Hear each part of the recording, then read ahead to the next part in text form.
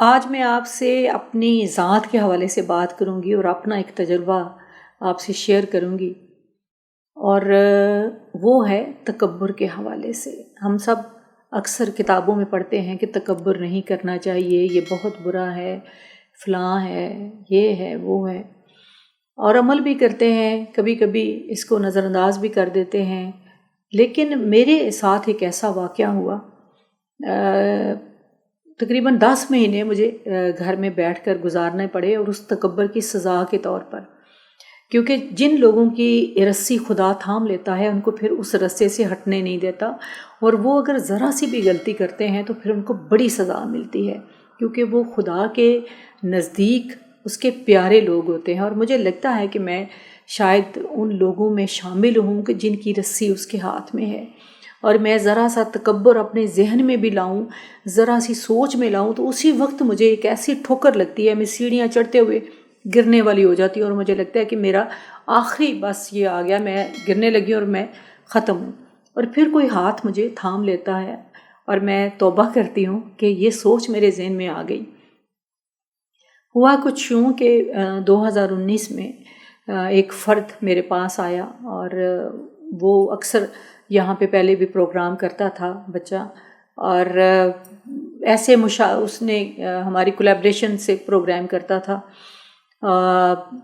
مختلف لوگوں کو وہ بلا لیتا تھا، ان میں سے کچھ سے وہ پیسے بھی لے لیتا تھا، یعنی کچھ اسپانسرز ٹائپ،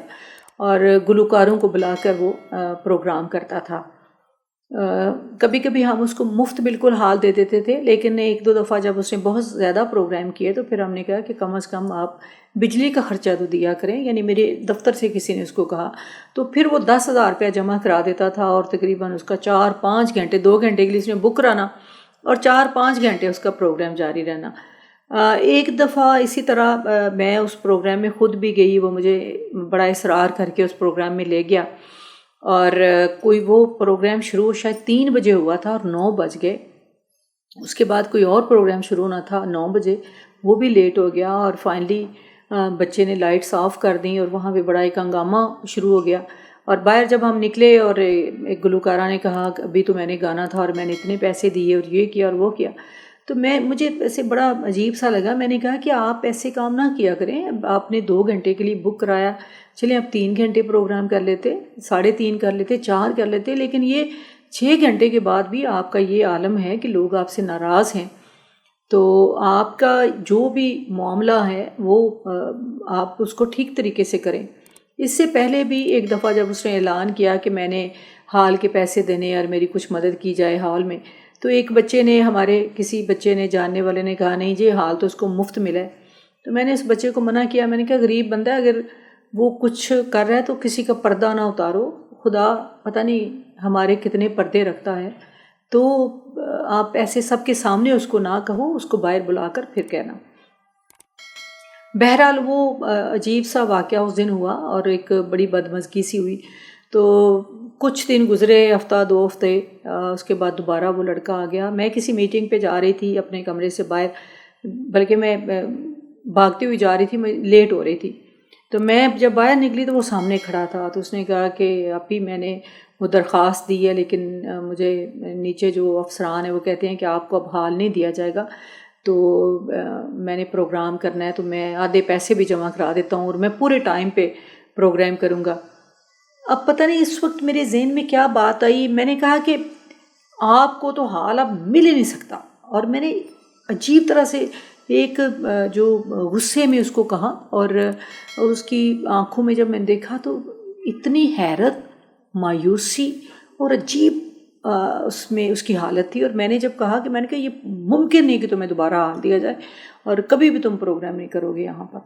اور میرے لہجے میں پتہ نہیں کیسے اتنی کرختگی آ گئی، اور میں نے وہ یہ بات کہہ کے تو میں چلے گی۔ جب میں گاڑی میں بیٹھی تو مجھے اس کی شکل یاد آئی کہ اس کے چہرے پر ایک دم سے اس کا چہرہ پیلا پڑ گیا تھا، اور اس کی آنکھوں میں جو مایوسی اور بے بسی تھی اس نے مجھے کافی ڈسٹرب کیا، اور میں نے کہا یہ میں نے تھوڑی زیادتی کر دی ہے۔ بہرحال میں کل اس کو فون کروں گی، اس کو بلاؤں گی اور اس سے کہوں گی پروگرام کر لے۔ مجھے موقع ہی نہ ملا، کئی دن گزر گئے اور شاید 1-2 مہینے گزر گئے، اور میں نے اس کو نہیں بلایا، اور نہ وہ آیا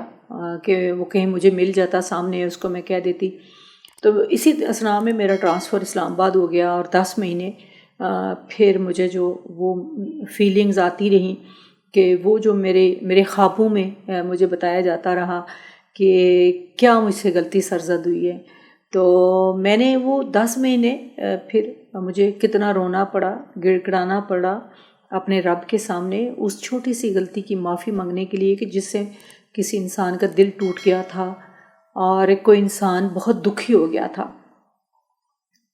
اور پھر جب وہ میں نے ایک بابا جی سے کہا کہ میں نے کہا کہ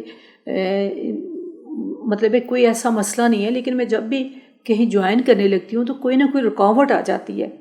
تو انہوں نے کہا کہ ابھی آپ کا چلہ پورا نہیں ہوا، چلہ پورا کریں۔ اور کیونکہ رب جنہیں اپنے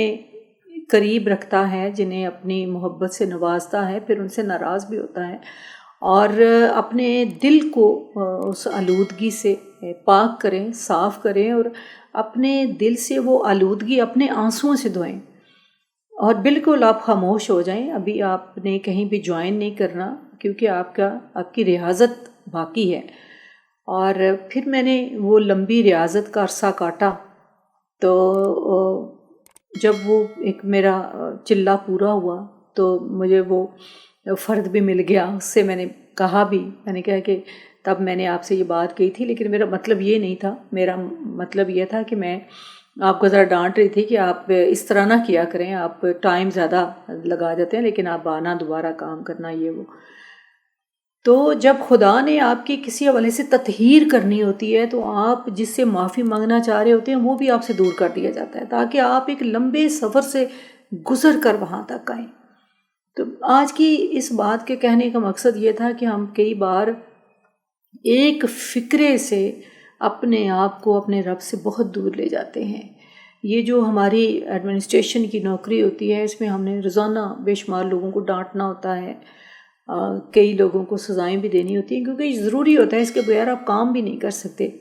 لیکن کسی انسان کی تضحیق نہیں کرنی چاہیے، اور نہ ہمیں اختیار ہے اس کا، اور نہ ہی ہم یہ جو تکبر کے معنوں میں ہم کریں کہ ہم یہ ہیں تو ہم یہ کر سکتے ہیں۔ ہم بھی قانون کے پابند ہیں، ایک قانون فطرت کا قانون ہے، اور ایک قانون جس کو ہم مانتے ہیں، جو ہمارے اداروں کا قانون ہے، ہمارے ملک کا قانون ہے۔ تو ہم اپنی زندگی میں اگر ان چھوٹی چھوٹی چیزوں کا خیال رکھیں کہ ہم نے احترام آدمیت کو ملحوظ احاطہ رکھنا ہے، خدمت خلق، خدا نے ہمیں اس دنیا میں کچھ فرائض دے کر بھیجا ہے، تو ان فرائض کی بجاوری میں سب سے بڑی رکاوٹ جو ہے وہ تکبر ہے، جو انسان کو دور کر دیتا ہے۔ عہدوں کا تکبر، دولت کا تکبر، علم کا تکبر، ان سے بچنا ضروری ہے۔ انشاءاللہ اگلی جو ملاقات ہے اس میں ہم علمی حوالے سے بات کریں گے کہ ہم کس طرح